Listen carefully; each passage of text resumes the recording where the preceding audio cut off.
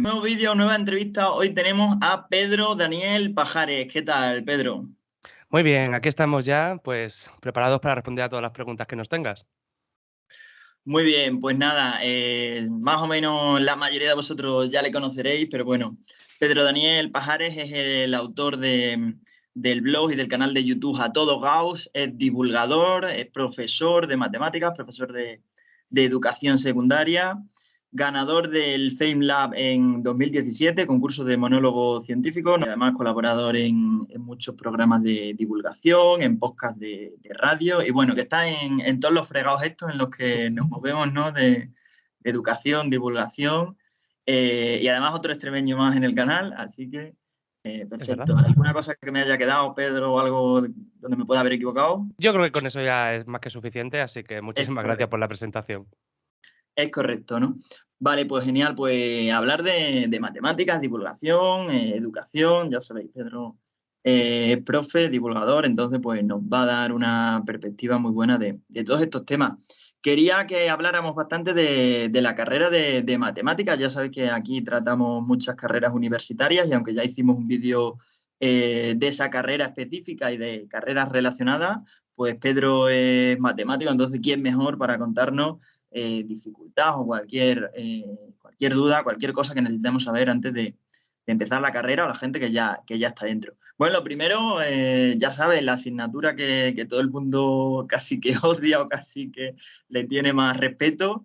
Así que la primera pregunta pues es lógica, ¿no? ¿Es difícil la carrera, en este caso carrera universitaria de matemáticas? La carrera de matemáticas no es una carrera fácil, desde luego. Es difícil desde el punto de vista de que es algo nuevo y algo sobre todo a lo que no estamos acostumbrados, pues porque podemos pensar, bueno, todos los que quieran entrar en matemáticas hemos terminado segundo bachillerato, ahora queremos hacer matemáticas, ¿qué nos vamos a encontrar con un matemáticas 3? Pues realmente no, hay un cambio importante y hay un cambio en la mentalidad de lo que significa matemáticas. Realmente, hasta que nosotros terminamos el bachillerato, todo lo que hemos visto es prácticamente solo álgebra y cálculo. Si verás que hay alguna cosilla de geometría un poquito más abstracta o alguna cosilla de probabilidad, pero la mayoría que hacemos es hacer cuentas. Y eso llega un momento en el que entras en la carrera el primer año y te dicen, oye, vamos a ver, las cuentas son muy interesantes, pero tenemos estos aparatitos, se llaman calculadoras, las hacen ellos. Nosotros lo que queremos es que tú nos saques teoremas. Es decir, que a partir de cosas que ya sabes, y esto es lo clave, a partir de unas cosas que sabemos, bien porque lo han demostrado otras personas, o bien porque son cositas elementales, axiomas, podamos sacar cosas nuevas y podamos ampliar el trabajo, que después de tu participación tengamos algo nuevo. Y eso es el cambio, eso es lo complicado, porque aquí la cosa no consiste en resolver problemas, sino en dar herramientas para resolver futuros problemas y sobre todo en ir construyendo pues, en este edificio. Y dicho así puede parecer algo aún más abstracto quizás, pero realmente son pequeños ejercicios que algunos incluso nacieron como juegos y que se han ido ampliando y que tenemos que estar ahí. Así que es difícil. Sí, es difícil porque supone un cambio de perspectiva de todo lo que es la matemática en sí, pero no significa que sea imposible. Cada año más personas deciden hacer la carrera de matemáticas y es por algo, no solamente pues porque esta es la que más nota tiene, vamos a meternos ahí. Esas cosas no funcionan siempre así. Muy bien, un salto de abstracción, ¿no? Sobre todo con las matemáticas de bachillerato. Exacto. Te iba a preguntar por eso último que acabas de decir también, ¿no? Estamos viendo un boom de la tecnología, están apareciendo nuevas tecnologías gracias a la digitalización, estamos viendo que cada vez los físicos, los matemáticos, estadísticos, ingenieros, informáticos, los demandan más las empresas, los requieren más. ¿Se está notando eso en la universidad, incluso ya antes de la universidad, que la gente se está dando cuenta de la empleabilidad y de las aplicaciones de la ciencia básica y la tecnología? Se está notando y se nota sobre todo por el número de personas que empiezan la carrera. En matemáticas tenemos 2 cosas importantes que destacar. Uno es su nota de corte, y aquí hay que cambiar un poquito la perspectiva porque a mí, pues, siempre me ha preguntado gente de: "Oye, matemáticas, ¿qué tal? ¿Me recomendarías estudiarlo?". Y yo al principio siempre decía: "Sí, claro, estudiarlo sin problema porque es una carrera, te va a gustar, tal". Pero claro, yo cuando decía eso, la nota de corte era un 5. Claro. Ahora la nota de corte es un 13,8. Entonces, aquí hemos cambiado ya la perspectiva de que no puedes dejar la decisión para el último momento de estoy entre matemáticas, estoy entre informática, estoy entre ingeniería. Si lo quieres, tienes que empezar a buscar notas desde antes. Es prácticamente como medicina, prácticamente igualado con medicina veterinaria en muchas universidades. Claro. Y eso Ujú. es un problema. Eso es un problema, pues porque matemáticas es una carrera que te tiene que gustar para hacerla. Así deberían ser todas, por supuesto, pero no vamos a entrar por ahí. Sino que es una carrera que si no, por mucho que te digan tiene pleno empleo, si a ti no te gusta, no puedes, no vas a estar ahí. Entonces, eso por un lado sí se nota. Y por otro lado, y es quizás el principal problema que tenemos actualmente, es que al igual que estamos en la parte alta de notas, también estamos en la parte altas de abandono. Hay mucha gente que en los primeros años decide Eso es cambiarse a verdad. otra carrera. ¿Y eso por qué? Estaba en el top 1 hace un par de años, pero no he vuelto a mirar las estadísticas desde entonces. Creo que no habrán cambiado, pero no, por dos datos que sí me llegan no ha cambiado. Y eso es un problema, y ese problema está relacionado con lo que comentábamos antes, que ¿qué hace un matemático? ¿En qué trabaja? La gente de fuera no lo sabe. Y eso también es un problema incluso desde la sociedad, porque cuando saben en qué trabajas, se tiende a apreciar más el trabajo de una persona. Si Claro. nadie sabe qué es lo que haces y alguien dice, oye, vamos a destinar una partida de becas para esto, pues, ¿y qué hace esta persona? Números, tenemos una calculadora, para este no. Entonces, realmente, cuando se ve que hay un trabajo de investigación detrás, también es importante. Ahí ya lo mezclamos también con divulgación. No solamente trabajar y que cada vez seamos más, sino que se sepan qué estamos trabajando y qué implicaciones tiene. Ahora, uno de los ganadores de este año, bueno, de premios importantes dentro de matemáticas, en la prensa se titulaba como apilar naranjas. Y sí, es verdad, realmente es apilar naranjas, pero no se queda solamente ahí, sino va más allá, es un problema geométrico interesante en geometrías muy superiores. Entonces, sí es verdad que siempre se intenta dar una explicación breve para que todo el mundo lo entienda, pero hay que ser consecuentes con todo. Y es complicado, es complicado. Ujú. Muy bien. Bueno, ya sabéis que las notas de corte es uno de los temas estrellas del canal, ¿no? Un tema que muchas veces pues, las universidades tardan en dar la información y es un tema complejo, así que ya sabéis que lo cubrimos aquí. Y nada, Pedro, seguimos con la carrera de matemáticas. ¿Qué perfil es el que crees que entra en este tipo de carreras, incluso también física, estadística, informática? Y cómo saber decidir, ¿no? Si entro en matemáticas o en física o en informática o en ingeniería industrial, ¿no? Este tipo de carreras basadas en las matemáticas, en la estadística, en la tecnología. Esa pregunta es complicada. A ver, perfiles de entrada en matemáticas históricamente ha habido dos grandes que luego realmente son más. El que quiere dedicarse a empresa y quiere trabajar pues dentro de una empresa y el que quiere dedicarse a docencia o investigación, bien para ser profesor de matemáticas o bien pues para seguir investigando en la universidad. Ahora pues se abre una puerta nueva y pues son todas aquellas personas que dentro de la empresa están haciendo tareas puramente matemáticas o bien incluso a veces casi puentes con la informática. Eso por un lado. Por otro lado, ¿cómo decidir entre informática, matemáticas, ingeniería? Yo ingeniería no he cursado, pero sí, por lo que sé de compañeros que lo han hecho, es bastante más práctica desde el punto de vista de que ahí se utilizan las matemáticas como una herramienta. En matemáticas, las matemáticas no las solemos usar como una herramienta, sino como algo que en sí mismo tiene ese interés de poder construir sobre él. Entonces, primera salida, la docencia. Una salida que es curioso porque pese a que históricamente se ha dicho que las matemáticas se ve sobre todo para dar clases de matemáticas, tú luego llegas como profesor de matemáticas y te das cuenta que la mayoría de tus compañeros no son matemáticos, son Claro, ingenieros, son químicos, son físicos, son...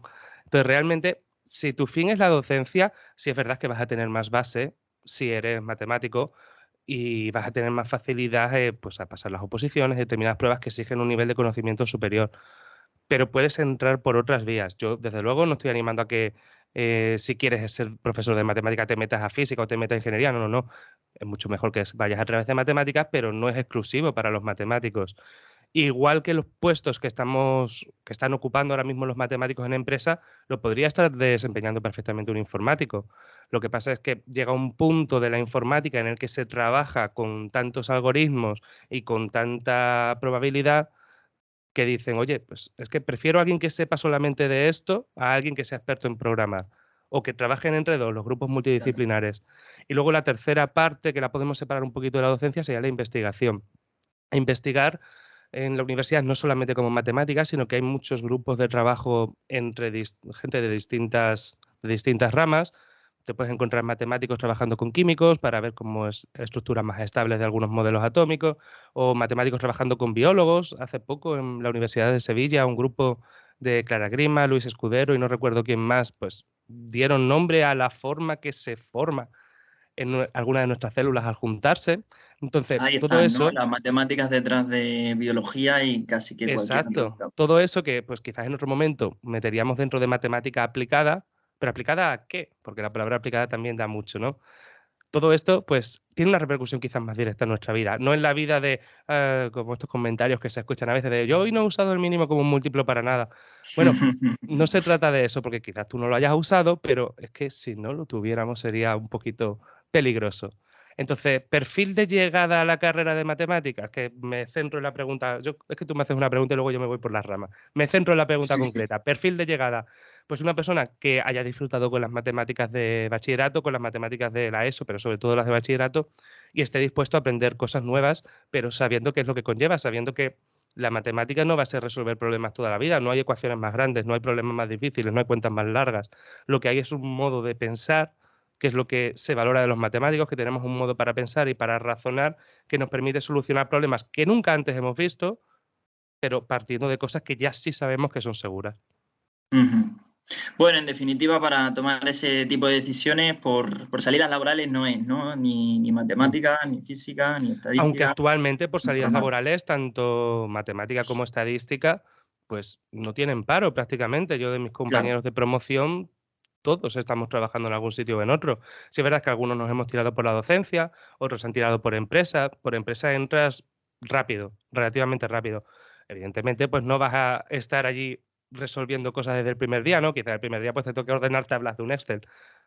Luego ya cada uno decide qué es lo que prefiere más o menos. En la rama de la inteligencia artificial, que está ahora tan de moda y que también se requiere en muchas empresas, ahí hay mucho estadístico, hay mucho informático, también hay mucho matemático. Cada vez se valoran más y cada vez se necesitan más. Las empresas también por ahorro, ¿no? Si hay Claro. alguna forma de optimizar algo para que, pues en vez de gastar 50, puedas gastar 41, pues mira, es un matemático que te lo puede detallar y te lo puede aplicar. Eso es. Bueno, por salidas laborales no será, ¿no? Además, hemos hablado aquí prácticamente de todas esas carreras, así que Mm. podemos echarle un vistazo más a esas otras carreras si estamos en esas decisiones, ¿no? Si estamos pensando en elegir una carrera científico-tecnológica. Bueno, otra de las áreas también que está muy, muy, muy relacionada con la matemática, de la que ya hemos hablado también, es la estadística, ¿no?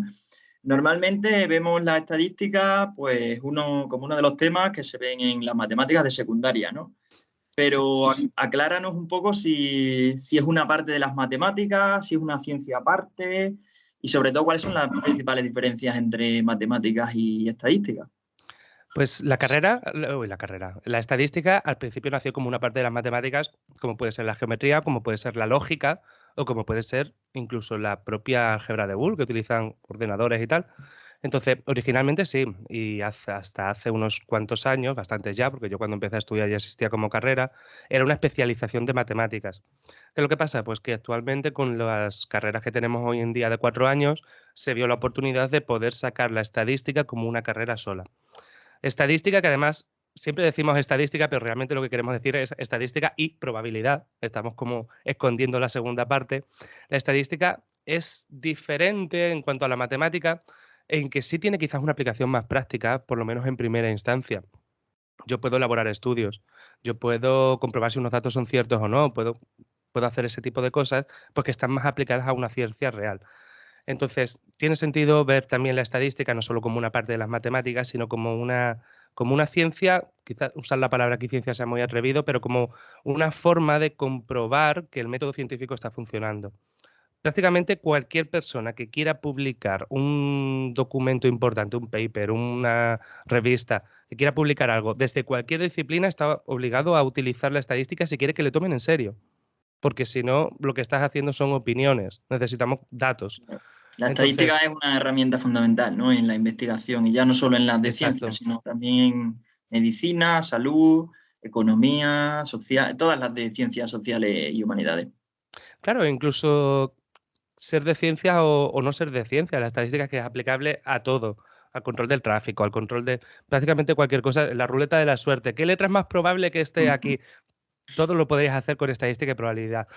Estadística, pues analizar datos, el mundo está lleno de datos, esto lo estamos uniendo ya también mucho con la informática porque ha habido un cambio de mentalidad de que antes si yo quería información tuya, pues tenía que hacerte una pregunta. Oye, ¿dónde vives? Y tú me decías, vive en tal, y yo lo apunto, ¿no? Ahora ya no es del todo necesario. Hay plataformas, por ejemplo, donde ya los botones de me gustan y no me gustan no están. ¿Por qué? Pues porque si tú te ves en la misma tarde toda una temporada de una serie, la página ya sabe que te gusta. Si te ves un capítulo y lo quitas a la mitad, la página ya sabe que no te gusta. Es decir, hemos Exacto. aprendido que podemos obtener información sin tener que preguntar. Y esto muchas veces, pues, lo pueden usar más a favor de una cosa, más a favor de otra. Yo simplemente con navegar en internet en una página ya estoy dejando un rastro, pues que puede servir para que luego a mí me pongan publicidad de algo. Luego esto lo aplicarán peor o mejor, ¿eh? Porque yo me compré en Navidades una lámpara y todavía sigo viendo publicidad de lámpara. Yo no sé si se cree que quiero lámpara para todas las habitaciones de mi casa, pero se puede hacer mejor o peor. Entonces, es interesante porque tenemos tal cantidad de datos, datos grandes, lo que se llama el Big Data, que llega un momento en el que pues alguien pensaría, esto necesitamos gente que lo analice de alguna forma, porque aquí estamos perdiendo dinero, estamos perdiendo información. Y sí, a partir de ahí, ¿quién mejor para analizar datos que un estadístico que lleva toda la vida utilizando datos? Y un estadístico no es aquel que coge el Excel y hace así las tablitas con dos columnas y tal. Un estadístico tiene que analizar todos los datos, tiene programas específicos para ello y tiene que, sobre todo, que sacar unas conclusiones, que esa es la parte interesante. Porque de nada sirve que pongas unas tablas muy bonitas y luego, oye, ¿y esto qué significa? Ah, no sé. Tienes que sacar las conclusiones. Por eso, estadística, sí, como carrera aparte, la veo bien. Sí es verdad que está muy relacionada con las matemáticas porque al final dar una probabilidad, por ejemplo, realmente es medir. Lo que pasa es que no estoy midiendo en kilómetros, estoy midiendo certezas y todo lo demás, pues, ayuda, suma también. Así es. Bueno, pues otra herramienta, otra área muy interesante también, ¿no? de estudio, como la estadística.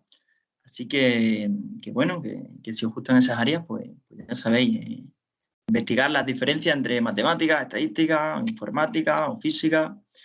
Y nada, y aquí también estamos preparando una serie de vídeos sobre esas tecnologías también para ver si a la gente de la universidad les puede gustar meterse en ese tipo de áreas como Big Data, inteligencia artificial, computación cuántica, bueno, ese tipo de cosas las hablaremos este año, ¿no? Que estamos preparando ahí una lista de reproducción bastante chula.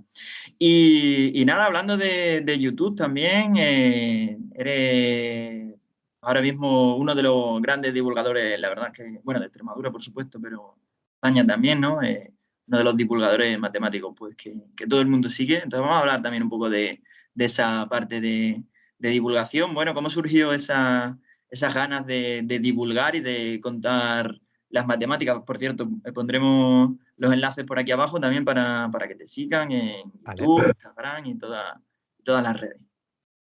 Pues surgió hace ya tiempo, 2017 has dicho FaceLab, pues quizás 2016, 2015-2016, yo la primera charla sí que daba fue en una noche de los investigadores, no recuerdo si en 2015 o 2016, y bueno, pues se hizo por la noche allí en la universidad, salió bien y luego pues me gustó y me empezó, no fue mucha gente tampoco, yo creo que estábamos en la sala, habría unas 15 personas y prácticamente la mitad eran profesores de la facultad. Entonces, no fue mucha gente, pero sí me gustó porque en el proceso de prepararte una charla tú terminas aprendiendo también cosas nuevas, claro. A Claro. veces muchas más de las que te esperabas. Y eso enriquece a las personas que te van a escuchar, pero también a ti. Me gustó y entonces pues intenté participar en más cosas. Me apunté en algunos cursos que daba la universidad, por lo menos en los años en los que yo estaba, los daba el aula de cultura científica, el departamento. Departamento, creo que no es un departamento. Bueno, la parte de cultura científica de la universidad. Sí. Y ahí fue cuando me enteré de que existía FameLab y decidí apuntarme. Y a través de ahí, pues bueno, FameLab también pues te abre una puerta porque mm, te da mucho público de repente y luego ya pues tú decides si sigues por ese camino o si no. Y yo vi que me gustaba y siempre he buscado alguna forma de expresarlo, pero sí es verdad que hay muchos divulgadores dentro de matemáticas. Entonces yo quería contenido más corto, que pueda verse rápido. Por eso, por ejemplo, hago tweets que se leen rápido, vídeos cortitos que tengo en torno a 1 minuto, 2 minutos.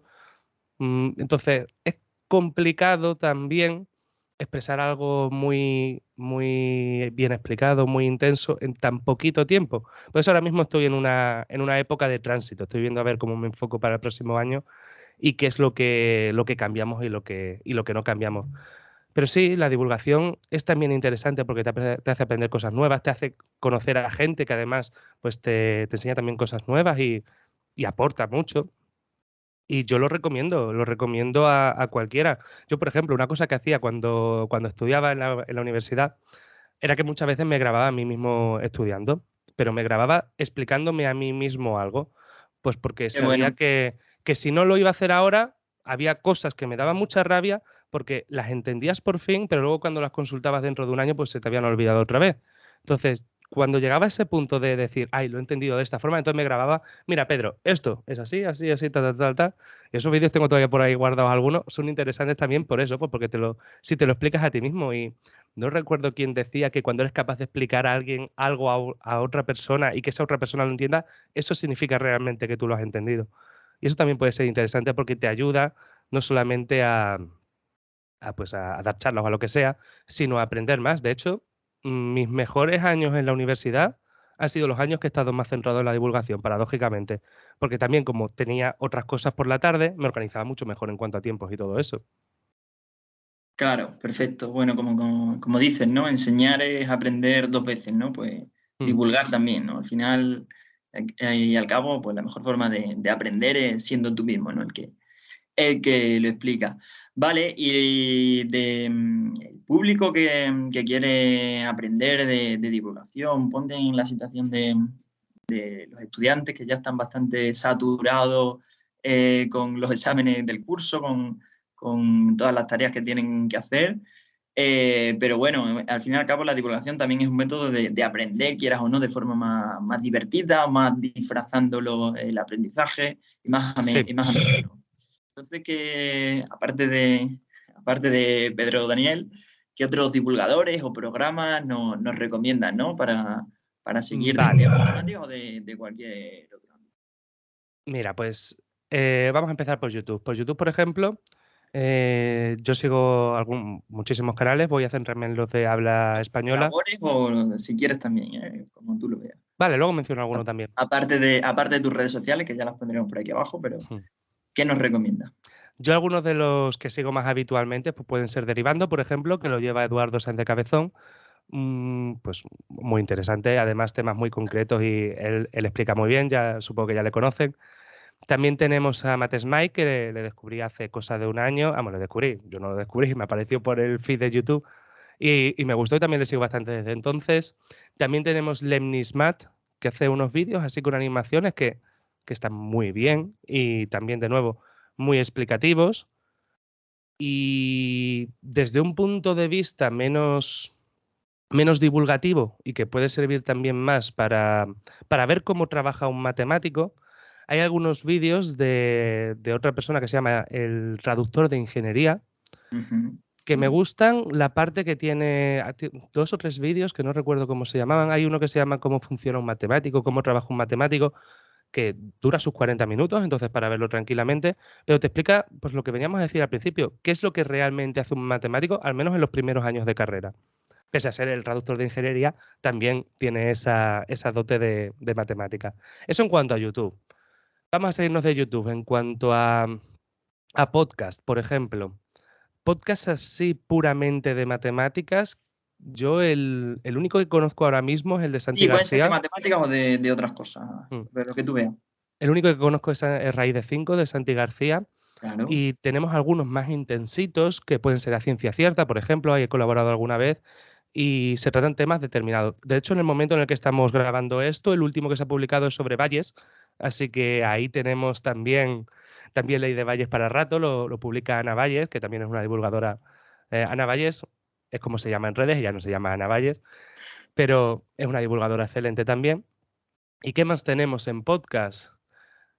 Para educación, ya que lo hemos mencionado también antes, sobre todo educación en matemáticas, tenemos otro podcast que se llama De Ignorancia sí que sé, pues Ujú, que claro. analizan determinadas partes de la educación por parte de expertos, es decir, todos los que participan allí son profesores. Y yo creo que ya hemos mencionado unos cuantos. Si se me ocurre alguno más adelante te lo añado. Vale, sí, claro. Además, en algunos has aparecido, ¿no? En algunos de ellos, o bueno, la Sí, mayoría, ¿no? en los podcasts sí, en canales de YouTube se me ve menos, pero en los podcasts sí. Muy bien. Bueno, hemos hablado ya de algunas cosas muy recomendables para estudiantes, ¿no? Como lo de grabarse, lo de intentar explicárselo a otra persona para reforzar el grado de adquisición de los conocimientos. Hemos hablado de vídeos o podcasts donde puedes aprender esos conceptos matemáticos más de forma amena. Pero ¿qué otros consejos o técnicas de estudio darías tú sobre todo a tus estudiantes, ¿no? Que además está centrado en secundaria, si quieres, también para universitarios, pero sobre todo para la gente que está en secundaria, en bachillerato?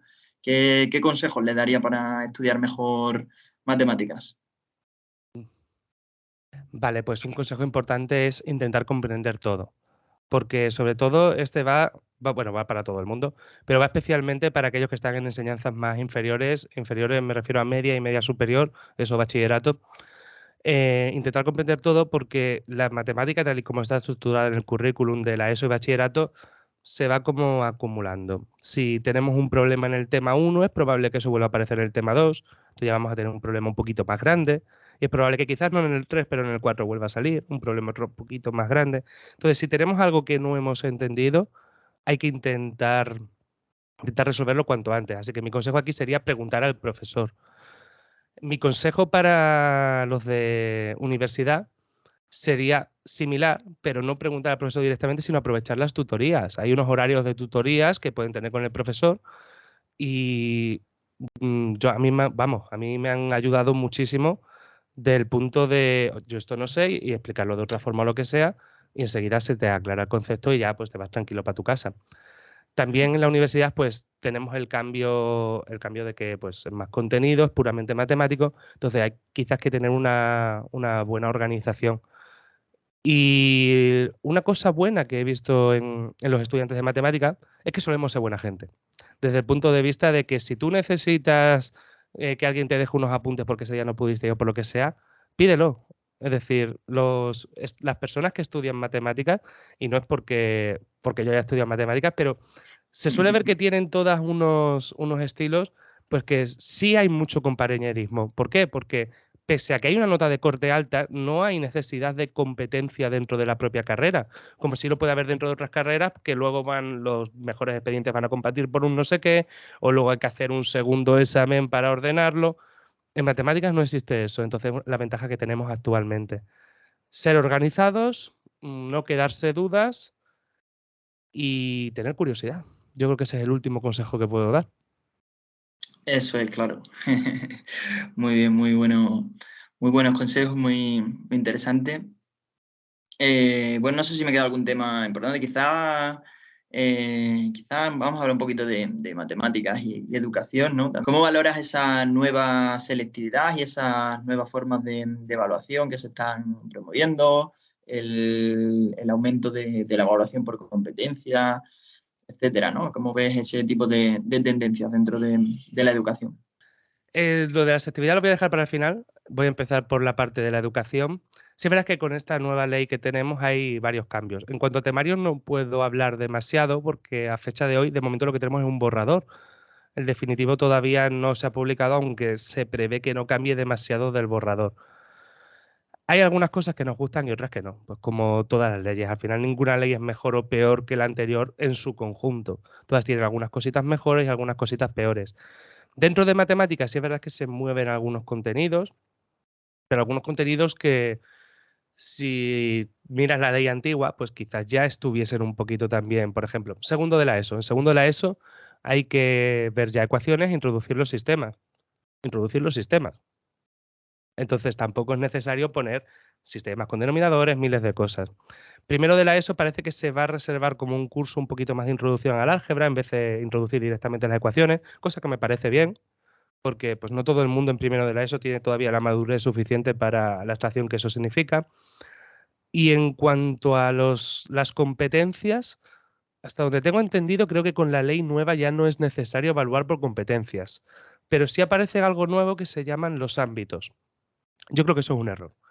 Y Lo he dicho un poco contundente. Yo creo que eso lo matizo ahora. Yo creo que es un error porque lo que se intenta con esto es que un mismo profesor pues, de asignaturas de ámbitos comunes. Es decir, que por ejemplo en un primero de la ESO que acaban de llegar, pues que en vez de tener 10 profesores distintos, o 8, 9, 11, dependiendo de la comunidad, hay más o menos asignaturas, uno por asignatura, pues el mismo profesor que les dé matemáticas les dé también, pues por ejemplo, física y química no hay en primero de la ESO, pues por ejemplo biología y les dé también otra asignatura más, o tecnología, por ejemplo. Así reducimos el número de profesores de 8, 9, 10 a 5, 6, por ejemplo. ¿Qué es lo malo de esto? Pues que tenemos a un matemático que es experto en matemáticas dando clases de biología o de tecnología. Claro, Y o al revés, ¿no? O viceversa. claro, o al revés, o a un biólogo dando clase de matemáticas, o a un profesor de inglés dando clase de historia, o entonces tenemos, eso yo lo veo un problema. Y lo veo un problema importante porque al final la educación que se saca de ese curso pues no va a ser tan profunda. Si yo ahora mismo me tengo que poner a dar clases de biología, yo tendría que estudiar ahora, evidentemente. Porque yo sé biología, pero la que sé es la que estudié en su momento, hace 10 años, cuando yo terminé de estudiar. Claro. Sobre todo Entonces, teniendo especialistas, ¿no? En exacto, casi lo bueno cualquiera que de tenemos esas. de la educación secundaria es que hay especialistas que se encargan de dar su asignatura. Sí es verdad que hay como asignaturas amigas, ¿no? Es decir, a mí, por ejemplo, como profesor de matemáticas, pues lo mismo el año que viene me toca dar clases de digitalización o me toca dar clases de la optativa nueva que hay el año que viene. ¿Cómo se llamaba? Inteligencia artificial, que aparece como optativa en primero de bachillerato. Puede ser, porque no hay ningún Interesante. departamento de informática. Así que en algunos centros la darán los matemáticos, en otros lo darán los informáticos, pero no con tanto extremo como proponen los ámbitos. Eso en cuanto a la nueva ley. Ese es el aspecto así que menos me gusta. Sí es verdad que al final, en el último momento, parece que han levantado la mano y han dicho, pero esto de forma voluntaria. Y yo, por lo menos, los centros que conozco, la mayoría de ellos no lo están aplicando. Sí es verdad que en algunos centros, por sus características, podría ser más fácil aplicarlo. Pero bueno, al final cada uno tiene que valorarlo y en cada centro que se aplique. Eso me parece mejor. Por eso he matizado un poquillo ese no tan rotundo del principio. Y en cuanto a la nueva selectividad, digo lo mismo, lo que tenemos es un borrador, pero aún más borrador. Tiene cosas que me parecen interesantes y otras que no sé cómo van a enfocar, como esa reducción de exámenes. Interesante sí me parece, porque uno de los principales problemas, esto te lo cuento porque siempre que hay selectividad me llaman para hablar de esto, entonces uno de los principales problemas que parece que tenemos es que no tengamos el mismo examen en todas las comunidades, que se ve injusto. Es verdad, puede ser injusto, pero es que no todas las comunidades tenemos el mismo temario. Cada comunidad decide entre un 40 o un 50% del temario dependiendo de si tenemos segundo idioma o no. Entonces, se puede entender. Esta nueva ley lo que propone para eliminar eso más o menos es una especie de coeficiente de corrección. Es decir, de que si, por ejemplo, yo hago mi examen en la Comunidad Valenciana, pero quiero estudiar en Madrid, y resulta que en Madrid de media han sacado un 10% más que de media en la Comunidad Valenciana, pues mi nota al participar en Madrid se incrementa en un 10%. Ese tipo de coeficiente de regulación me podría parecer útil. Ahora, quien tenga que explicar, me parece útil, me parece justo y me parece que es la mejor solución en base a lo que tenemos ahora. Pero también me parece que cuando esto le toque explicarlo a alguien, no van a ser capaces de explicarlo bien y se va a ver como que se le está regalando nota a unos o quitando a otros. El resto de cosas, lo de reducir el número de exámenes y la prueba de madurez, de eso es que no puedo hablar porque realmente no se ha mencionado mucho más que lo que se ha visto escrito. Entonces, la selectividad necesita un cambio, sí es verdad. La ley educativa también lo necesitaba. E incluso me atrevería a decir que lo siguiente que va a cambiar va a ser formación de profesorado y sistema de oposiciones, porque todo va por ese camino. Bueno, pues muy interesante, ¿no? Siempre en perspectiva de gente que está ahí al pie del cañón como tú, gente que bueno, viene de un gran recorrido también como estudiante, como profesor, También quería como decir una divulgador. cosa, que los Sí, estudiantes que nos por estén supuesto. viendo, que no se asusten porque se les va a cambiar la selectividad o va a ser más difícil para ellos. Nada, la selectividad al final va a ser lo misma, los que los corregimos somos los profesores igualmente. Entonces, la selectividad al final es un examen que simplemente os ponemos la nota. Tiene una cierta repercusión, evidentemente, pero entiendo esos nervios de es que va a cambiar ahora todo, ahora como estudio. No hay que preocuparse por ese sentido de momento. Sí. Y si no, pues ya contaremos aquí los cambios más Exacto. destacados y técnicas de estudio y demás cosas que toda la actualidad con respecto a la selectividad y otros temas de actualidad educativa. Pues nada, Pedro, muy interesante todo lo que nos has contado. La verdad es que siempre un placer escucharte y aprender pues de ti, de todo lo que haces. Y nada, que la gente te siga en Twitter, Instagram, por la calle no, Estaría por bien. YouTube. Y nada, que sigamos hablando de matemáticas, educación y ciencia en general. Así que muchas gracias por pasarte por aquí. Muchas gracias a ti por la invitación y un placer estar aquí una tarde. Muy bien, Pedro. Venga, un saludo. Hasta luego. Chao, chao.